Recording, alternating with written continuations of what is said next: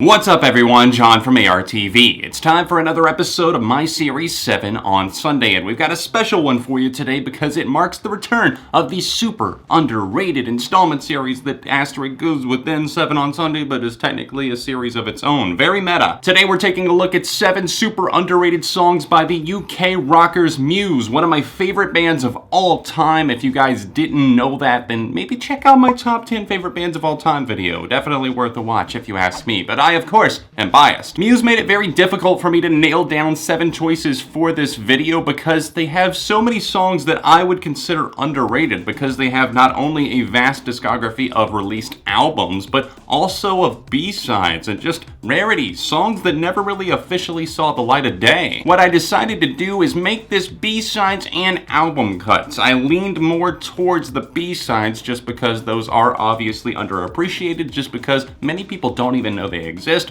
but I will put this out there. If you want to see part 2 of this video, help me get this to 1,500 likes. If we get 1,500 likes and this video performs well, if everybody seems to love it, then yeah, part 2 will be on the way after Muse release their next studio album. Alright, I'll zip it and get to my first pick. I wouldn't want you guys to get agitated.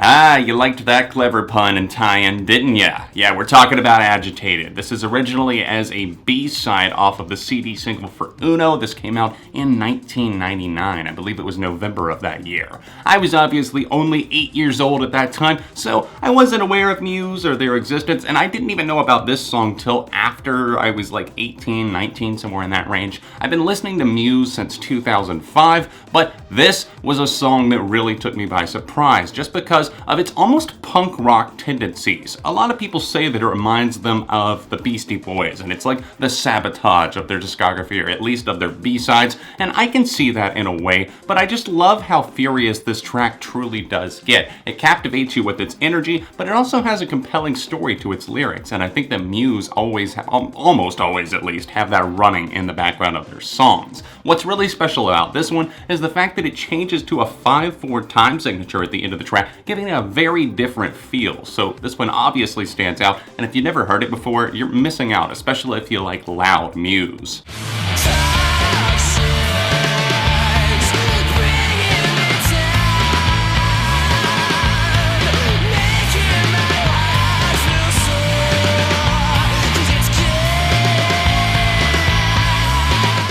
For number 6, I have selected a track from Origin of Symmetry. This came out in 2001, and the song is called Dark Shines. This definitely gives off a big, grandiose theatric vibe, especially with the way that those pianos just strike so loudly. It's very Matthew Bellamy whenever it comes to, obviously, the vocals, even the lyrical content. He almost seems to play it up, but that's why I think a lot of people are drawn to Muse in the first place, because there's a flair for drama and obviously romance and other things whenever it comes to different songs in their discography, but this one in particular always struck me as something special. And while they do play it live occasionally, I just don't see a ton of people buzzing and raving about this one like I feel they should. I love the build-up and the suspense in the verses, and that payoff with the way that the pianos soar over the hook.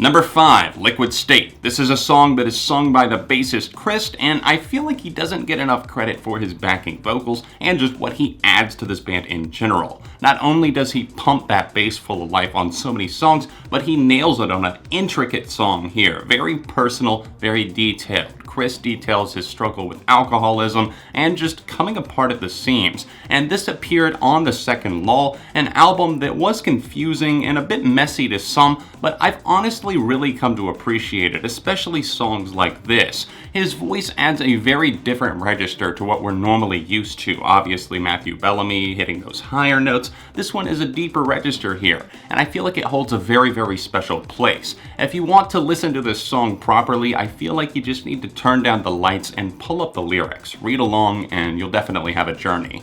And the planes and trains are to blame for tempting us to refrain and to cut the cord. Number 4, Recess. This is from the Hullabaloo soundtrack. It also was released, or unreleased, I should say, before that, up to that point in their career. But Recess is a song that I really, really admire just because of the way that the guitars are styled and the different tone that it really achieves overall. This song definitely takes form like many other Muse songs do. It starts off slow and then it works its way into an explosion, and this explosion is one that you don't exactly see coming. I know a lot of people probably have not heard this song in full, or else maybe if you're a hardcore Muse fan watching, you know and you want more people to appreciate it. Recess is one of those songs that starts off with these guitars. They're a little bit off kilter for what Muse normally do. But once you get to that explosion around the 2-minute mark, there is no going back. It sounds like a guitar solo having sex with a laser. That's really the best way I can describe it. It is euphoric and it pays off every single time.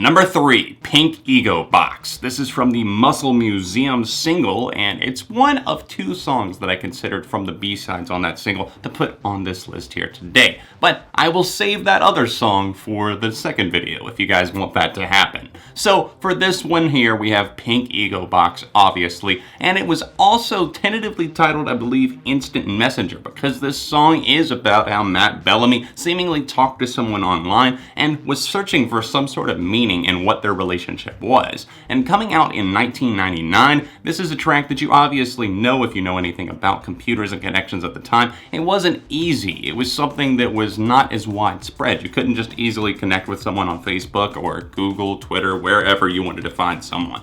Now, in those days, of course, it was a little bit more difficult. You had to boot up the dial-up and maybe chat with someone in a chat room and you don't exactly know who they are. And this song does seem to, in a way, be suspicious, but also wanting something from it, and they're not exactly sure what that is. The music here is seemingly just as confrontational as the lyrics can be, and the latter part of this song is a big statement. It just kind of makes your eyes pop and you're listening to it, and you know that Muse have a lot of intensity packed into them, but here, this is an unleashing like you've never heard before.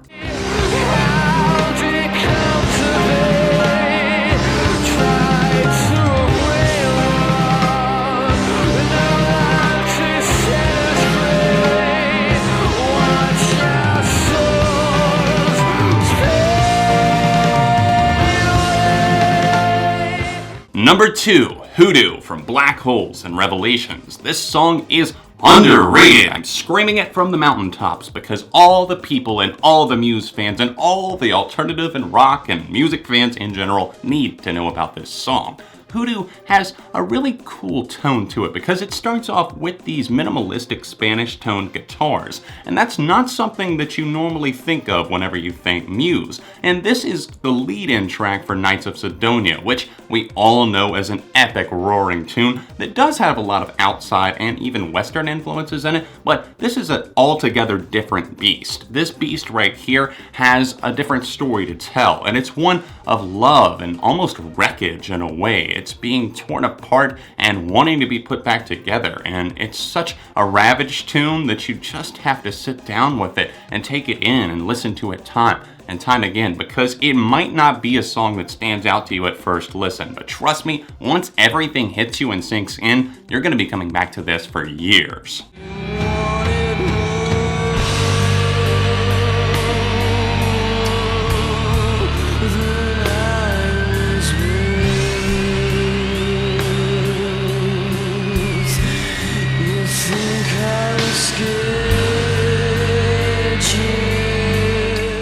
We may all know hyper music, but do you know hypochondriac music? My number one pick today is hypochondriac music. This is also on the Hullabaloo soundtrack, and it is a reworked and refined version of hyper music from Origin of Symmetry.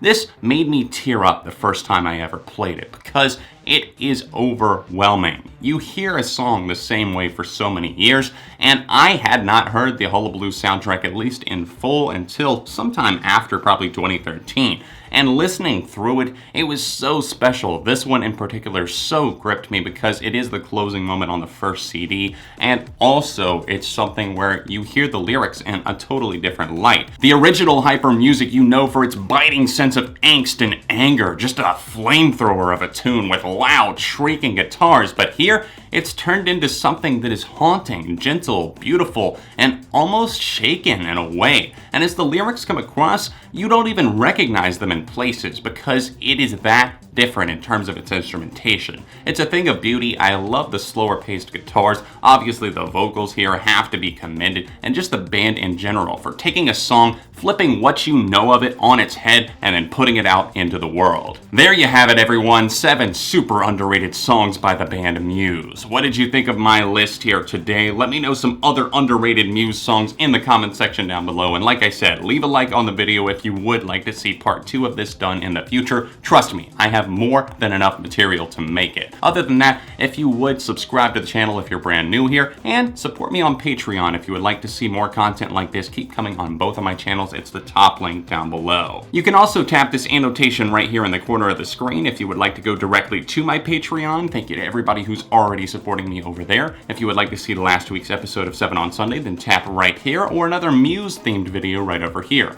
All of my socials are found in the description down below. Other than that, I'll see you soon right here on Beyond ARTV.